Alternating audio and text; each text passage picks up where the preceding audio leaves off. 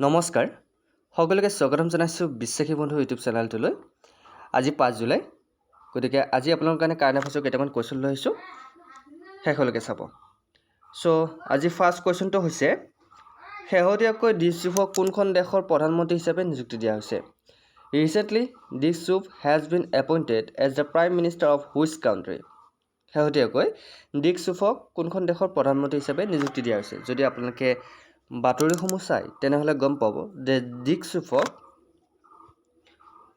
কোনখন দেশৰ প্ৰধানমন্ত্ৰী হিচাপে নিযুক্তি দিয়া হৈছে মনত থাকিব নেদাৰলেণ্ডৰ প্ৰধানমন্ত্ৰী হিচাপে ডিক চুফক নিযুক্তি দিয়া হৈছে মনত ৰাখিব এতিয়া ডিক চুফক যেহেতু নেদাৰলেণ্ডৰ প্ৰধানমন্ত্ৰী হিচাপে নিযুক্তি দিয়া হৈছে আমাৰ দেশৰ প্ৰধানমন্ত্ৰী নৰেন্দ্ৰ মোদী ডাঙৰীয়াই ডিক চুফক নেদাৰলেণ্ডৰ প্ৰধানমন্ত্ৰী হোৱাৰ বাবে অভিনন্দন জনোৱাৰ লগতে ভাৰত আৰু নেদাৰলেণ্ডৰ সম্পৰ্ক সুদৃঢ় কৰাৰ বাবে আগ্ৰহ প্ৰকাশ কৰে গতিকে ভাৰত আৰু নেদাৰলেণ্ডৰ সম্পৰ্ক বৰ্তমান সময়ত যেহেতু প্ৰধানমন্ত্ৰী ডাঙৰীয়া ডিক চুফৰ লগত ভাল এটা সম্পৰ্ক আছে সেইকাৰণে বৰ্তমান সময়ত ভাৰত আৰু নেদাৰলেণ্ডৰ সম্পৰ্ক ভাল কিছু উন্নত হোৱাৰ দিশে আগবাঢ়িব চ' ডাচ চিক্ৰেট ছাৰ্ভিচৰ প্ৰাক্তন মুৰব্বী ডিক কেতিয়াবা কুৱেশ্যনটোত আপোনালোকে এনেকুৱা ধৰণে আহিব পাৰে যে ডাচ চিক্ৰেট ছাৰ্ভিচৰ প্ৰাক্তন মুৰব্বী কোন আছিল তেতিয়া আপোনালোকে মনত ৰাখিব 67 বছৰীয়া ডিক চুফে হৈছে ডাচ চিক্ৰেট ছাৰ্ভিচৰ প্ৰাক্তন মুৰব্বী এতিয়া ডিক চুফৰ বয়স কিমান কেতিয়াবা কুৱেশ্যনটো আহিব পাৰে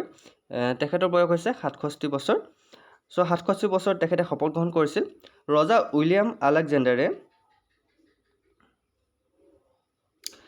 তেওঁ নাটোৰ পৰৱৰ্তী সচিব প্ৰধান হিচাপে পৰিগণিত হ'বলগীয়া মাৰ্ক ৰুটৰ ঠাইত উগ্ৰ সোঁপন্থী নেতা গ্ৰেট উইলছাৰৰ নিৰ্বাচনী জয়ৰ পিছত 7 মাহৰ আলোচনাৰ পিছত নতুন চৰকাৰ গঠন কৰা হয় গতিকে ডিক চুফে কিমান সময়ৰ পিছত নতুন চৰকাৰ গঠন কৰে 7 মাহৰ পিছত চ' আপোনালোকে ভালকৈ চাই ল'ব ডিক চুফৰ বিষয়ে কৈ দিছোঁ মই নেক্সট কুৱেশ্যনটোত কি আছে চাই ল'ব ভাৰত মংগোলীয় যুটীয় সামৰিক অনুশীলন যাযাবৰী হাতীৰ ষোড়শ সংস্কৰণ ক'ত অনুষ্ঠিত হৈছিল Where was the 16th edition of the India-Mongolia Joint Military Exercise Nomadic Elephant held? বহুত ইম্পৰ্টেণ্ট কুৱেশ্যন কিন্তু এইটো যে যাযাবৰী হাতীৰ ষোড়শ সংস্কৰণ ক'ত অনুষ্ঠিত হৈছিল ইংৰাজীত কোৱা হয় nomadic elephant held nomadic elephant Mongolian Joint Military Exercise nomadic elephant ক'ত হৈছিল ক'ত অনুষ্ঠিত হৈছিল সামৰিক অনুশীলন ভাৰত আৰু মংগোলীয় যুটীয়া সামৰিক অনুশীলন আমাৰ ভাৰতীয় সৈন্য আৰু মংগোলীয় সৈন্য যুটীয়া তেওঁলোকে অনুশীলন কৰিছিল ক'ত কৰিছিল উমৰৈ মেঘালয়ত কৰিছিল মেঘালয়ত ভাৰতৰ সৈন্য আৰু মংগোলীয় সৈন্য একেলগ হৈ পেলাই অনুশীলন কৰিছিল the 16th edition Mongolia Joint Military Exercise Nomadic Elephant started at Umroi, Meghalaya, running from July 3 to 16, 2024. It involves 45 Indian personnel and Mongolian Army's 150 Quick Reaction Force Battalion. The annual event, alternating between the countries, focused on country insurgency in semi-urban and mountainous terrain. Key attendants include Mongolian Ambassador Dam Benjamin Ganbolt and Major General Prasanna Joshi. The exercise enhance interoperability and defense cooperation.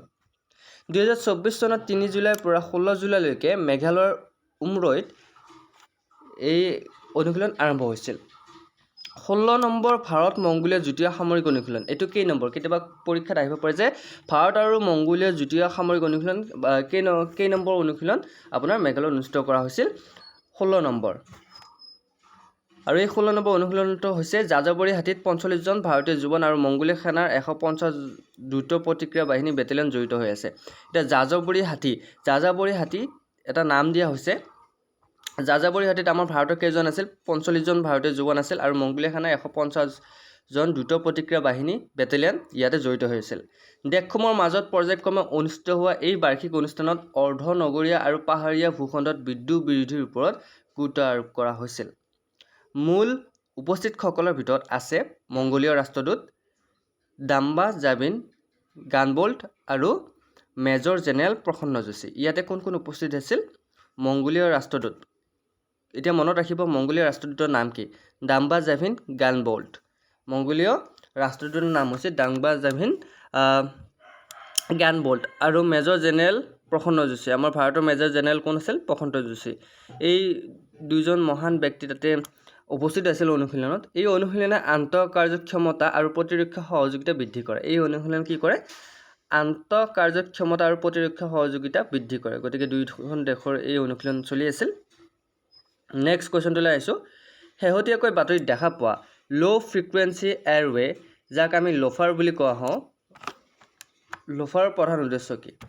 What is the primary objective of the law' frequency array loafer recently চিন in the news? ইয়াৰ ভিতৰত কোনটো শুদ্ধ?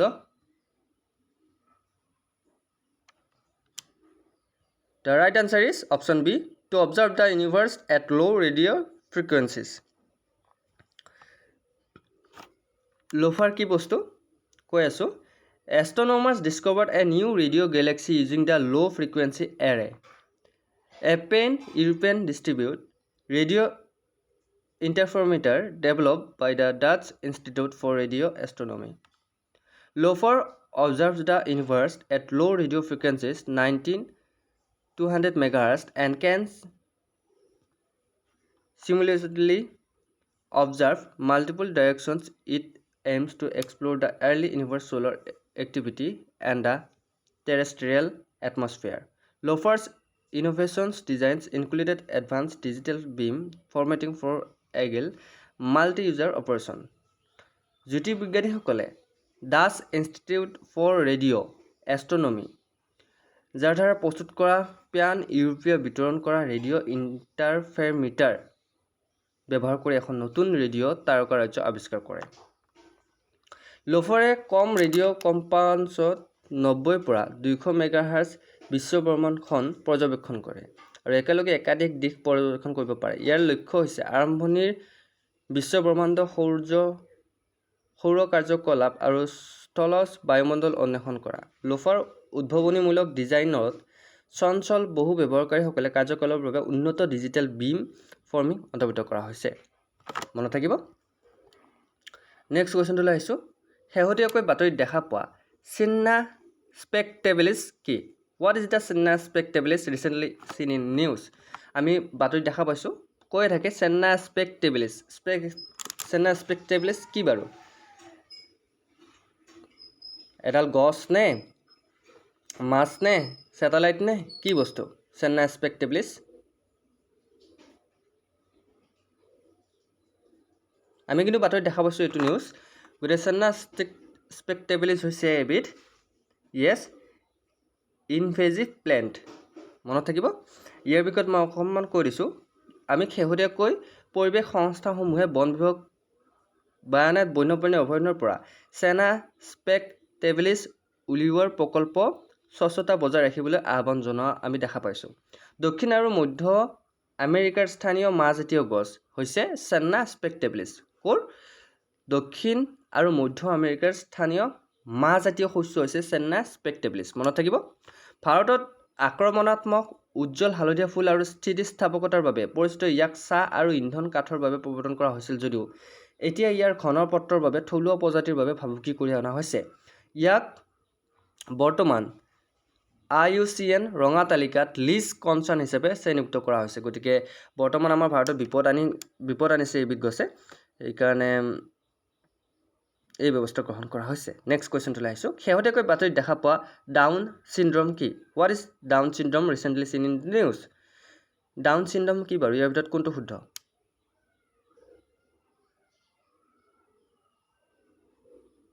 Yes, Down syndrome হৈছে option B is the right answer. A condition caused by an extra chromosome or piece of a chromosome. এতিয়া বুজিটো পোৱা নাই down কি বস্তু এইটো? শেহতীয়াকৈ কৰা এক অধ্যয়নত সম্ভাৱনাময়ভাৱে নিয়াণ্ডাৰথেলৰ ডাউন চিণ্ড্ৰমৰ প্ৰথমটো ক্ষেত্ৰৰ নথিভুক্ত কৰা হৈছে। ডাউন চিণ্ড্ৰম হয় যেতিয়া কোনো ব্যক্তিৰ অতিৰিক্ত ক্ৰম'জম বা ক্ৰম'জমৰ এটা অংশ থাকে, বিশেষকৈ 21 নম্বৰ ক্ৰম'জমৰ অতিৰিক্ত কপি থাকে, যাক ট্ৰাইজমি 21 বুলি কোৱা হয়। এই জিনীয় অৱস্থাই মানসিক আৰু শাৰীৰিক বিকাশত প্ৰভাৱ পেলায়, যাৰ ফলত বিভিন্ন প্ৰত্যাহ্বানৰ সৃষ্টি হয়। যদিও ডাউন চিণ্ড্ৰম ৰোগীৰ মাজত সাদৃশ্য আছে, তথাপিও তেওঁলোকৰ ক্ষমতা বেলেগ বেলেগ। সাধাৰণতে ভ্ৰূণৰ আৰম্ভণিৰ বিকাশৰ সময়ত এই অৱস্থা যাদৃচ্ছিকভাৱে উদ্ভৱ হয় আৰু এই উত্তৰাধিকাৰী সূত্ৰে পোৱা নাযায়। গতিকে মনত থাকিলনে ডাউন চিণ্ড্ৰম কি? চ' আজি কাৰেণ্ট এফেয়াৰ্ছৰ এইকেইটাই আছিল। আশা কৰোঁ চাই ভাল পালে। গতিকে আপোনালোকৰ ডেইলি কাৰেণ্ট এফেয়াৰ্ছ লৈ অহাৰ লগে লগে আপোনালোকে আৰু কিছুমান জিকে কুৱেশ্যন আপোনালোকে আমাৰ এই ইনষ্টিটিউট চেনেলত পাব। চ' বেছিকৈ কোনো চেনেলত যদি আজি প্ৰথম আহিছে বা নতুন আহিছে চেনেলটো ছাবস্ক্ৰাইব কৰি দিবলৈ নাপাহৰিব। আজি ভিডিঅ'টো কেনেকুৱা পালে জনাবলৈ নাপাহৰিব। চ' যদি ভাল পাইছে লাইক কমেণ্ট শ্বেয়াৰ লৈ আমাৰ চেনেলটো ছাবস্ক্ৰাইব কৰিব। আজিলৈ মানে অন্য এটা ভিডিঅ'ত আপোনালোক পোৱা প্ৰতিশ্ৰুতিৰে জয় হিন্দ জয় অসম।